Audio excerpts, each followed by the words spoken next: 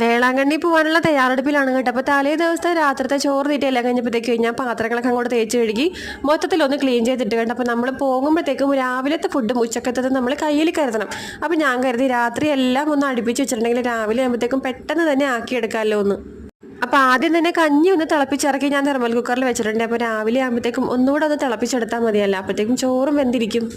പിന്നെ കറികളായിട്ട് കൊണ്ടുപോകണത് ഇത്തിരി ഉണക്കച്ചെമ്പിനും വറുത്ത് കൂർക്കയും ഇച്ചിരി കടലെ കൊലത്തി കൊണ്ടുപോകാമെന്ന് വിചാരിച്ചു കേട്ടാ.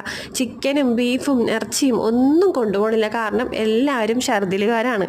എൻ്റെ കാര്യം ഒട്ടും പറയുകയും വേണ്ട, അതുകൊണ്ടിട്ട് ഒരു മോരുചാറ് പോലും കൊണ്ടുപോകണില്ല കേട്ടാ.